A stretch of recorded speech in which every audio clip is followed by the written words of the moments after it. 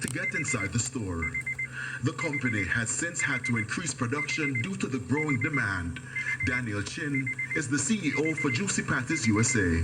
This location is selling over 4,000 patties per day, and for that we are extremely grateful.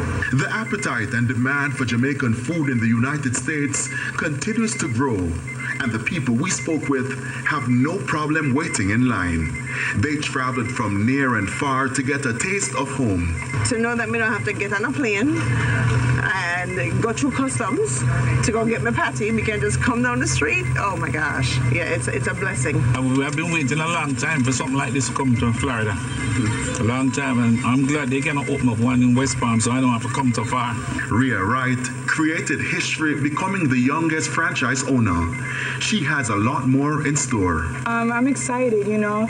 It's very rewarding to see how good it's doing, and then to be the youngest franchisee and a black woman, I'm excited. You know what's so nice? To see the support from the Jamaican community as well as Caribbean, as well as, you know, all different types of background and diverse background. They're supporting, and that for me really warms my heart.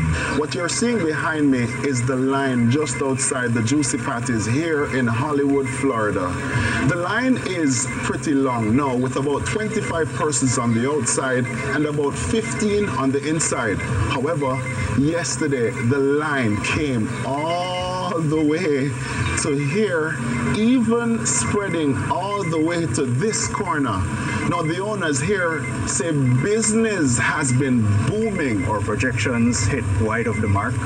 That shows that everybody has been expecting Juici Patties in the US. We haven't even started our marketing as yet.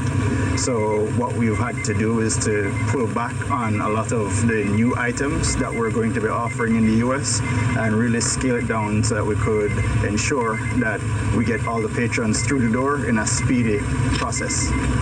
So as Juici Patties USA heads into week 4 of its operation, there's already talk of expansion. Our second location opens next week, and that's going to be in Lauderhill, Florida.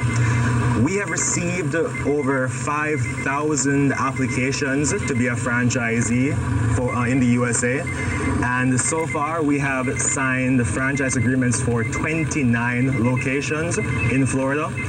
Plus, we have an additional 11 applicants in the pipeline who are expected to sign next month. Anthony Lug, TVJ News.